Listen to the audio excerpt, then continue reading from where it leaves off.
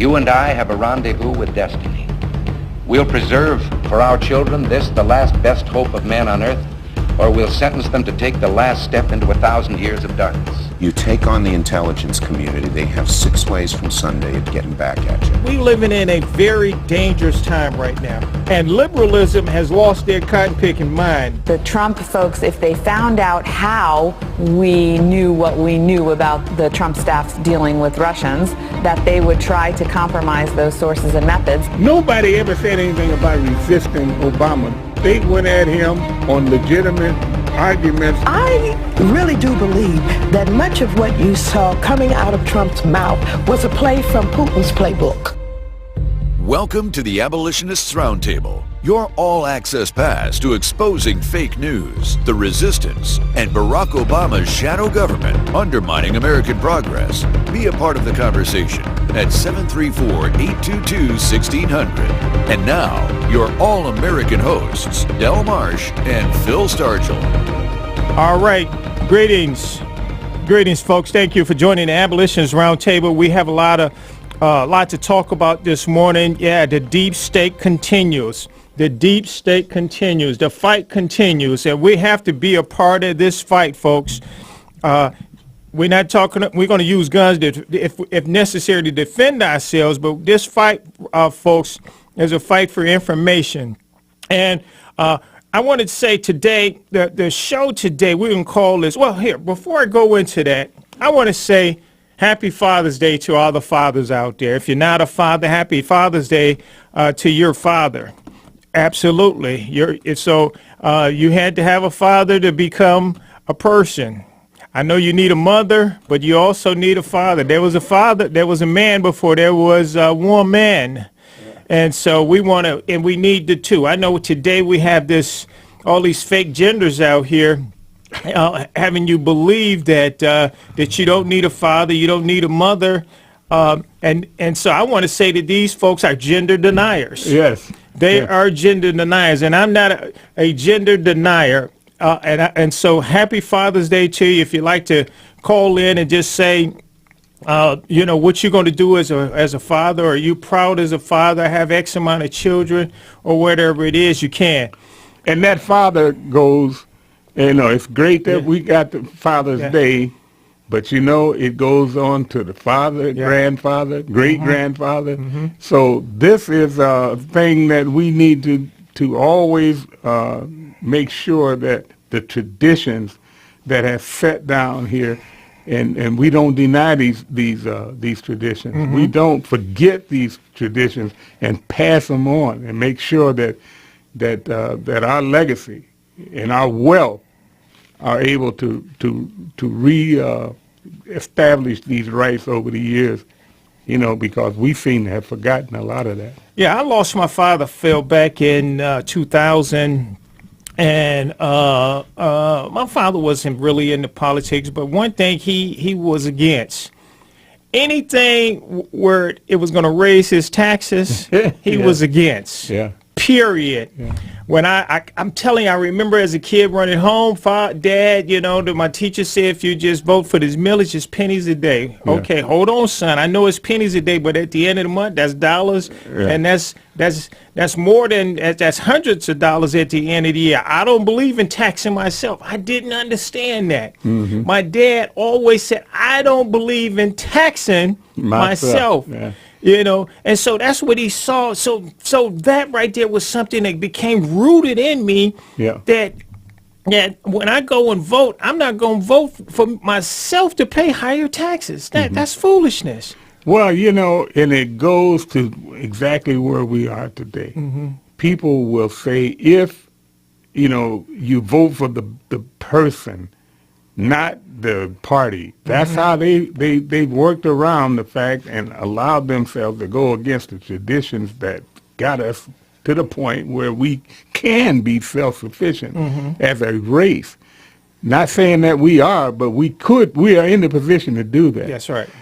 We have forgotten what makes you self-sufficient. The fact that somebody tells you, that you need to depend on yourself. You need to work toward getting yourself in the position where you can do for yourself. Mm-hmm. And what do? they turn around and give all of that power, all of that that freedom to make your own destiny. They give that back, and in return for government assistance. Yeah, that's right. And that's a little bit of government assistance. And they say to justify that, they say that if you want something from the government, then you got to get somebody that knows how to access that stuff and vote for them. That's how they justify voting for Hillary Clinton and Democrats. Yeah, that's how they justify voting for Democrats. It is so. And the second part I want to say is what my father did for me is a couple of things. That was one of them. Don't vote. Don't increase taxes. Don't vote to increase taxes on yourself. The second one, when I was a kid, they had this. I told this story before. I just want to share it for a minute. And then we're going to get into this conversation. There was a movie when I was a kid called Roots that came out, and me and my brothers, remember it's like a week-long movie. You had to sit there and watch it for a week. And after this movie was over, I told my dad, I was angry, man. Dad, you see what they did to us, blah, blah, blah, blah, blah. My dad said, that's not our story, son. What? He said, that's not our story. That's his story. If you want to know our story, you know what he said? He said, you need to come to me, and I can tell you our story. And so right there, you know what he delivered me from? He delivered me from some of what's out on the street today, from the hatred, for the hatred right now that's going on out on the street. There's people that literally hate America. And it wasn't America that did some of those violent things. It was Democrats, it's the Confederates. They all is one of the same. The Loyalists, all one of the same.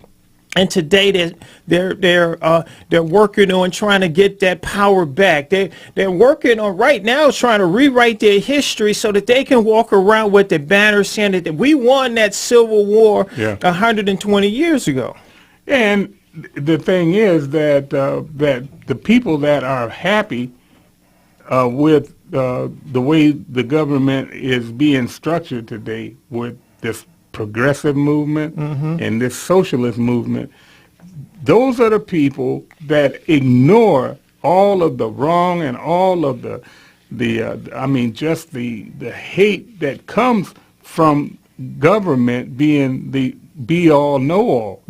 Because what happens is you see all of the traditions that we passed on are being challenged in a big way by people like Bernie Sanders and Elizabeth Warren. These people are almost fanatics. Yes. They are. So yeah. All right. So here, this is what I want to say. So if you go to our website, artofmichigan.com, there's a YouTube icon on the side, and when you click on that, you'll go to all our shows. And so this show is going to be labeled The Rise of Progressive Domestic Terrorists. So that's what the show is going to be called today, The Rise of the Progressive Domestic Terrorists. I want to say that CNN has become the 24-hour ministry of fake news by continuing to evangelize their views with fake stories, false stories, straw man, and endless Joseph Goebbels propaganda. Today we can see that they have that, like any coup, and that's what we're seeing from the news media like CNN and others. Like any coup, the American media coup needs an army, and so folks, we've seen this guy that we're seeing the rise of progressive extremists right now. These are progressive extremists that we're seeing this rise of, and I'm going to show you a few stories besides the gentleman that just went out to try to assassinate Republicans. He specifically asked which are Republicans and which are Democrats. He went out there and he was a progressive extremist that was out there to take out take out Republicans because of what he heard from Bernie and Maxine Waters and others, that irresponsible, over-the-top rhetoric. He's a foot soldier in the progressive army that they are trying to overturn this republic that we currently are struggling to keep viable. Yeah, that's right. And so today the modern media are controlling these extremists with trigger words, political spin, and hate of the Republican Party. These progressive fake news ministers believe that it will help them remove Trump. This is what they believe. They believe that it's going to help them remove Trump from office and help Democrats regain back power in 2018 and 2020. All right, so that's the opening right there, Phil. Let's get into this right here, because we have some truth that we need to get out so that we can defend this American republic that we love so much. So, Derek, if you don't mind, we're going to go to a break for a minute. On the other side of the break, if you'd like to join the conversation, give us a call at 734-822-1600. We'll see you in a few seconds. And now back to the Abolitionists Roundtable. Patriotic Black American conservatism, leading the charge and advancing the 4%. Back to your hosts, Del and Phil. All right, greetings, WAAM listeners. Thank you for joining the Abolitionists Roundtable. Phil and I are here. And again, we're talking about the rise of progressive domestic terrorists, and we've seen this just a couple of days ago. But just prior to that, right there, just for time, I couldn't. It was so much, prior to this happened. Bernie Sanders was in Chicago doing his speech. And I mean, he said some really nasty things, and he talking about, he talked about how Trump is trying to divide us, by class, by race, by where we were born and all these different things. But he never mentioned it. He's trying to divide us because he always pointed out how is it that 1% of 1% all have all the wealth and the 99 bottom of the 99% has no money. This is his favorite line. I mean, he continued with this throughout the whole speech. But then one of the things that he did say, he called Trump a liar. He called Trump a liar during his speech. He called him a tyrant. Yeah. He called him racist and homophobic all through his speech. This is the kind of stuff that was splattered through. And this over the top rhetoric like this right here.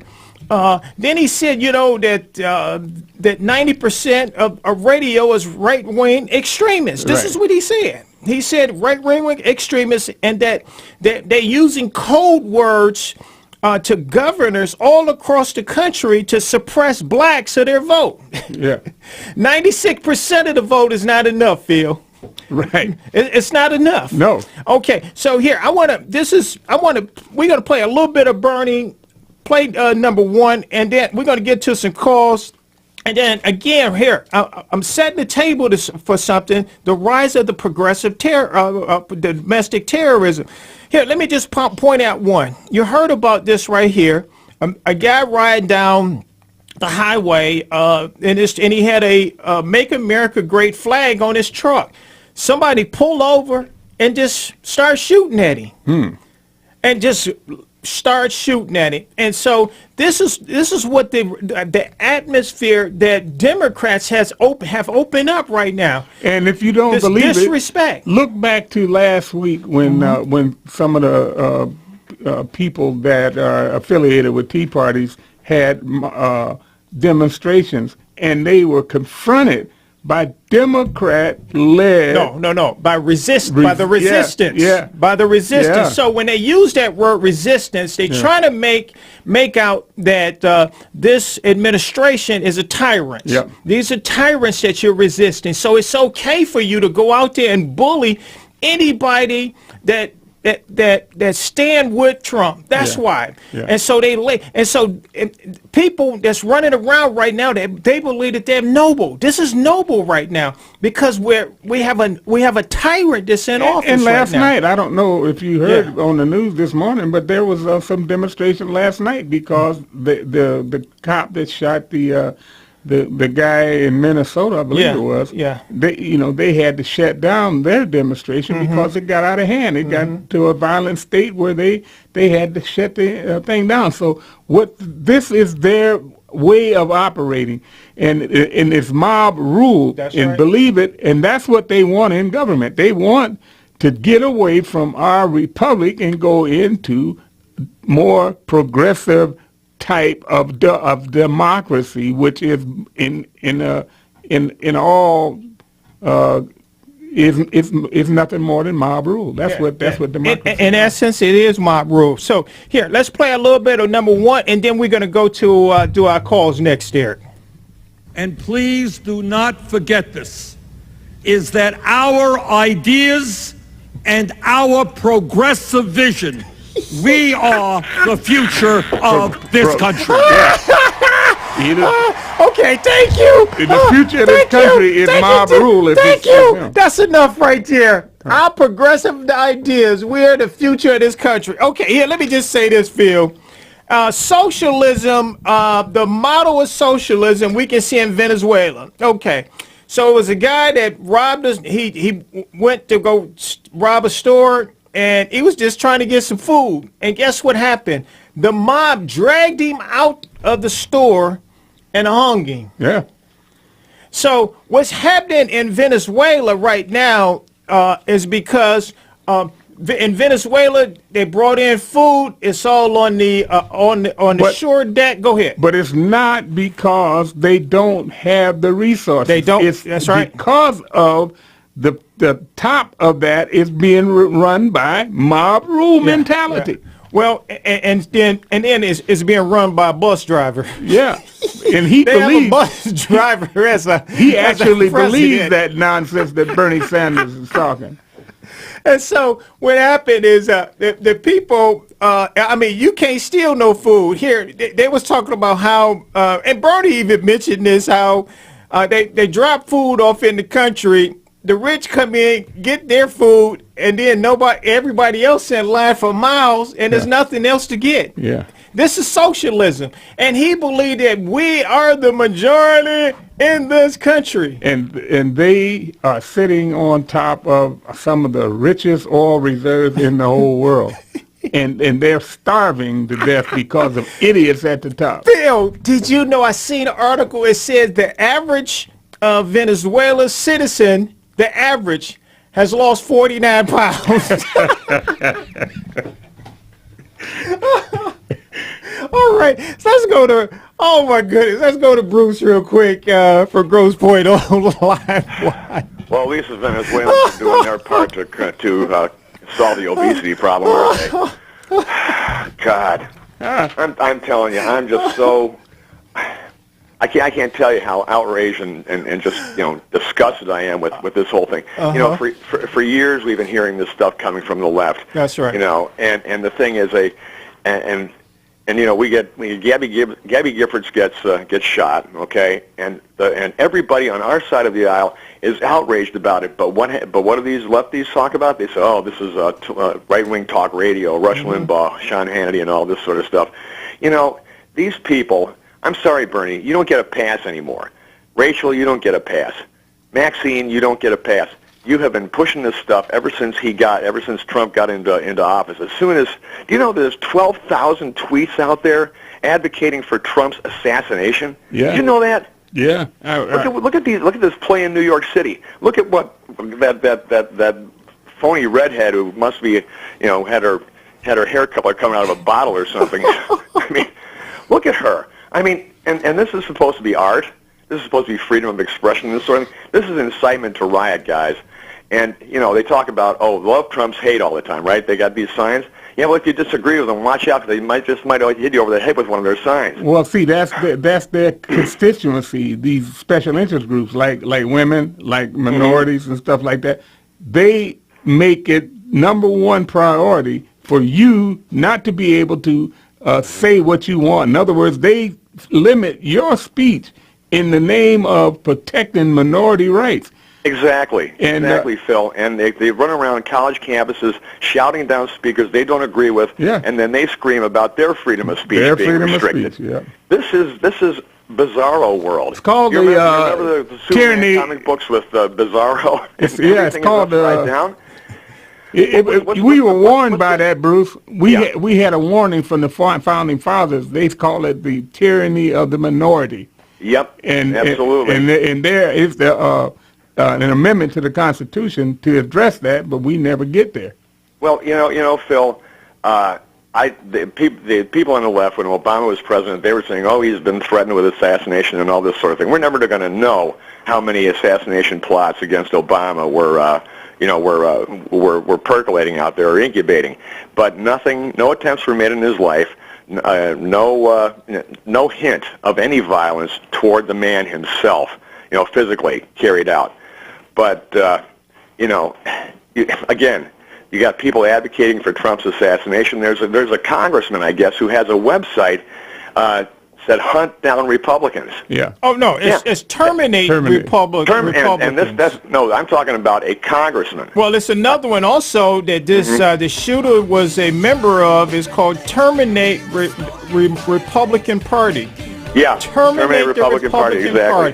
All right, Bruce, we're gonna have to keep it moving. Thank you very much for calling. I appreciate it. All right, not a problem. Thanks, bro. All right, folks, if you'd like to join the conversation, give us a call, 734-822-1600. See you on the other side of the break. Singing Sweet Home Alabama all summer.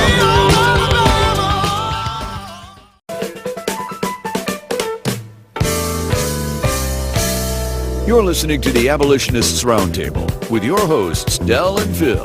They're exposing the left's underground resistance while leading the charge in the fight for liberty. Join the conversation at 734-822-1600.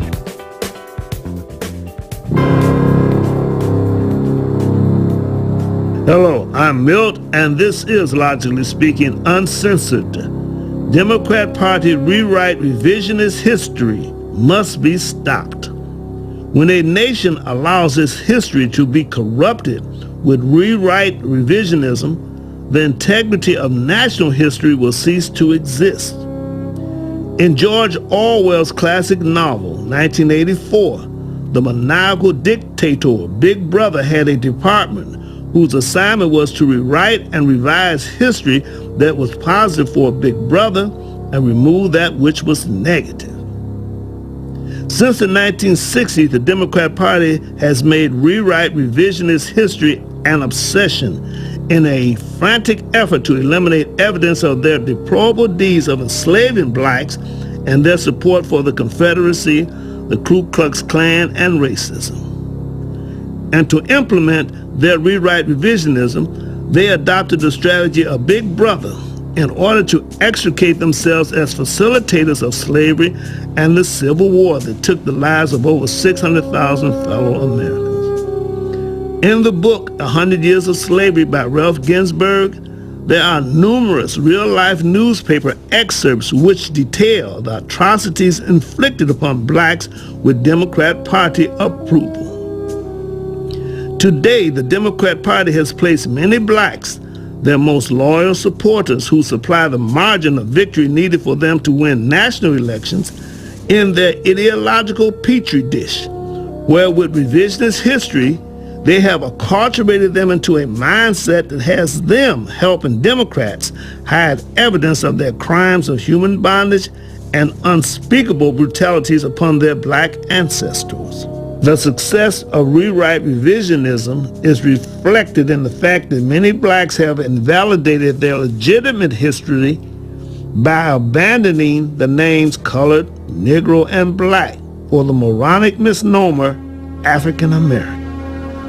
In New Orleans, a museum of Confederate history was closed when displaying the Confederate flag was deemed to be racist by petri dish acculturated blacks who failed to realize that the Democrat Party and the Confederates were one and the same. The Democrat Party rewrite revisions of history is an attempt to reinvent themselves as the paragons of civil rights, especially for black Americans. But their fascist intrigues cannot continue because the Confederacy, the Civil War, and the Democrat Party history are inseparable as major episodes of American history. Therefore, removing Confederate flags, memorials, and statues as a protest against racism is meaningless if the Democrat Party, hiding in the background, pretending to be innocent bystanders, are not held accountable for their evil racist past. If American unabridged history is to be passed to future generations, the treachery of the Democrat Party fascist rewrite revisionist history must be stopped. Because if it continues, the Democrat Party next efforts could be book burnings, and the Constitution, Declaration of Independence, and Christian Bibles will not be exempted. I am Milt, logically speaking, uncensored, saying, think about it.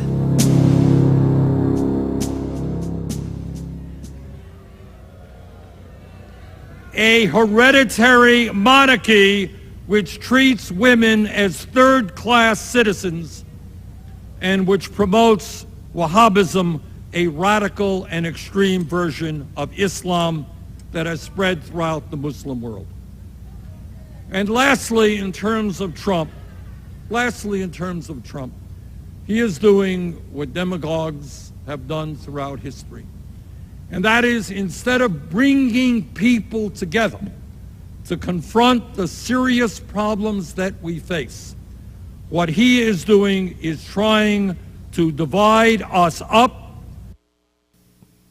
Okay, all right. He's trying to divide us up. He's a demagogue. Well, Bernie, you say you saying he's using words of dividing us, but you just turned around use words to divide us yourself, Bernie.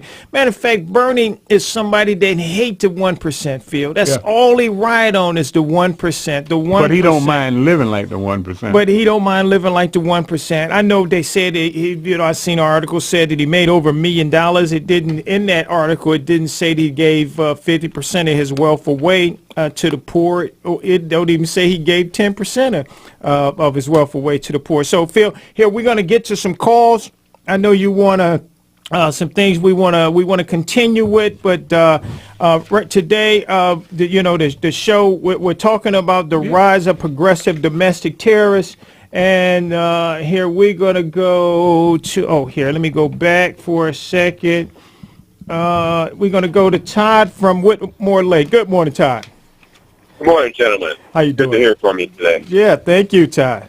Hey, no problem. You know, the funniest thing is that these useful idiots in Minnesota and throughout the country, they better be careful what they wish for, because once the politicians are done with them, they're going to throw them away, and those people are going to be sorry that they got their wish for the type of country that they're seeking, because they got paid a shiny object that's in front of them for the short term instead of looking down the road for the long term of what could potentially happen, such as Venezuela, that those folks out there in Venezuela, like you talked about earlier, yes, those rich are getting the food, but guess who the rich are in Venezuela? Those politicians. They're getting served before the people that actually run the country and help that country survive and thrive. The generalized person on the street, the workers. Yeah, absolutely. You know, I'm looking at the article now in Venezuela. The mobs are actually burning people too, burning thieves. They're not only lynching. We talking about thieves, people that's just stealing food. They hungry over there. The average person has throughout the country has lost about, I think it's either 19 pounds or 49 pounds. Maybe it's not 49, but it's 19 pounds.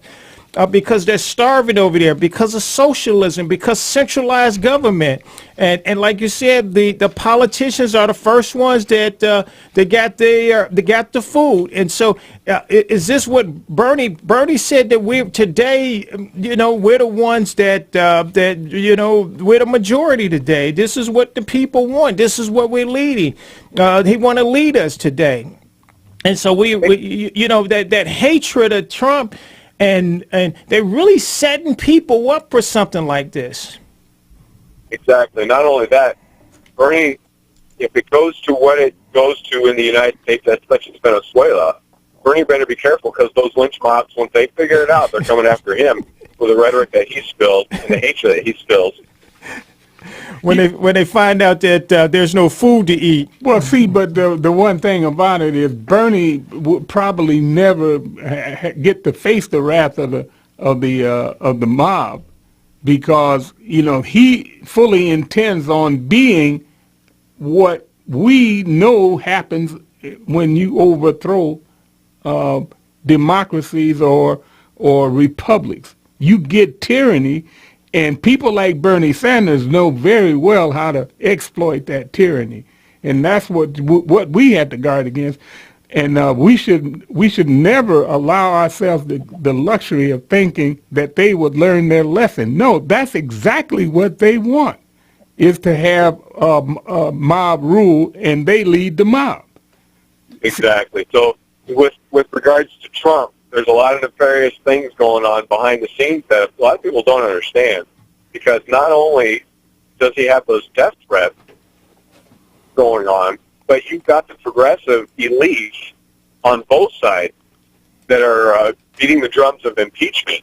He has no friends. That's right. Got very few friends, and what I'm hearing that these Paul Ryans and his Reince Priebus, all of these types are definitely working against him, because we saw what their true colors were during the election and how they really weren't for him until it was time that he got so far that they better get on board and get inside and infiltrate and work from the inside out. So he's got no friends, because he's upsetting the apple cart. He's trying to get the country back to the people, get the people back to being rich. But no, these politicians want to rape, pillage, and steal from the people like they have been for years. You are aware of Louis Gohmert, the congressman from Texas, right? Here's what he said. He said Sunday that he believes there is a conspiracy within the Department of Justice to destroy President Trump. They would not be able to carry out that conspiracy if it wasn't for cooperation from the Republicans. So that's why you and me and everyone that believe in this liberty. Form of government that we have now, we have got to get out there and get in front of it and tell these people like Ryan and the rest of, and John or McCain and Lindsey Graham, tell these people that if you don't get behind this president, kiss your idea of going back into Congress goodbye, because we're not voting for you. You better get on there and get on the side of the people that are in power and use this power to overthrow this conspiracy to overthrow this government. Yeah. Absolutely. They may look like nice people, but nice people do bad things, especially when it comes down to their pocketbook. Yeah, you're right about that. All right, thanks a lot, Todd, for getting up with us this morning. Call back anytime. Derek, we're going to go to a break, and then on the other side of the break, we're going to finish our calls. We still want to continue what we've been talking about. We're seeing the rise of progressive domestic terrorists. All right, we'll see you on the other side of the break. And now back to the Abolitionists Roundtable.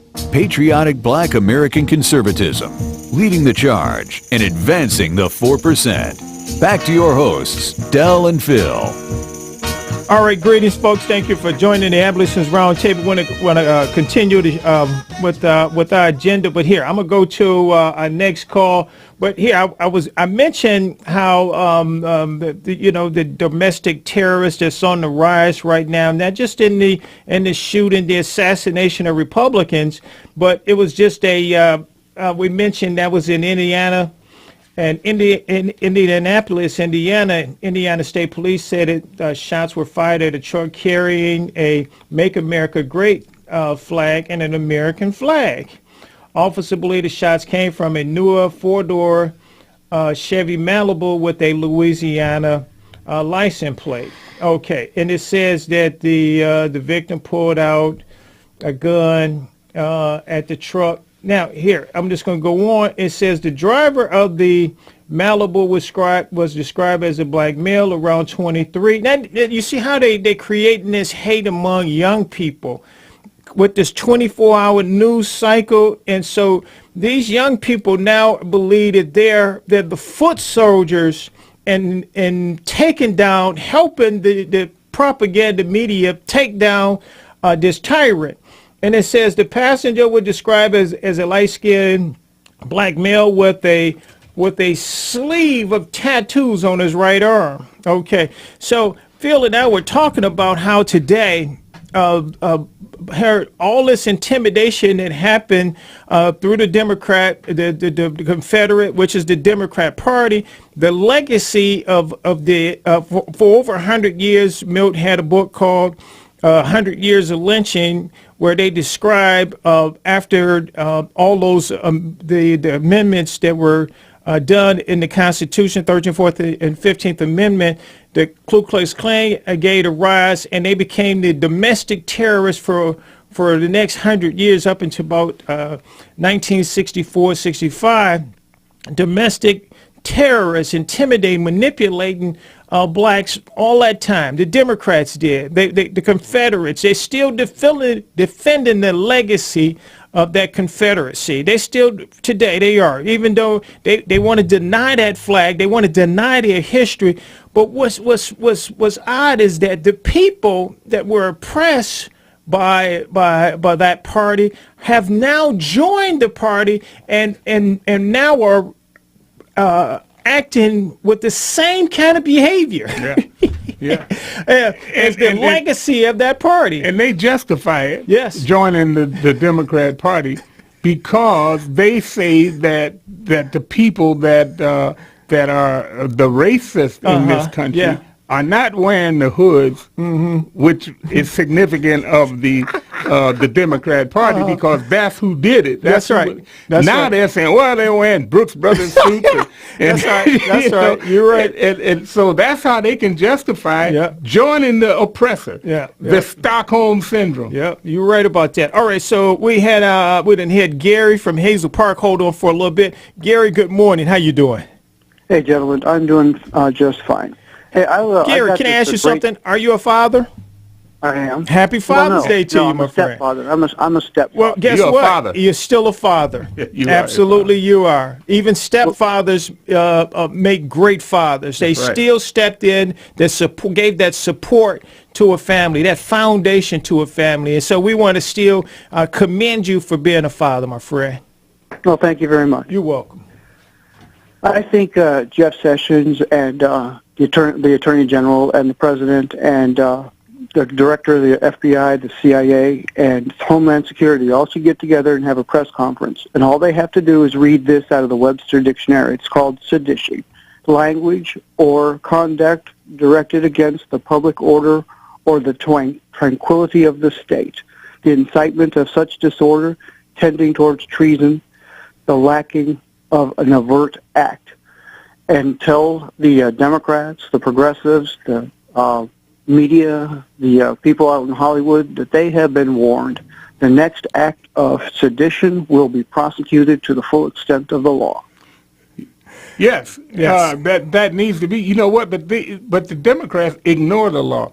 Look, how can you have an investigation on whether or not Russia interfered in our election, and when you only investigate one side of the equation? There you go. There were two people in there. That's right. Now, I heard somebody say, well, you know, the Republicans won, so now they're employees of the government.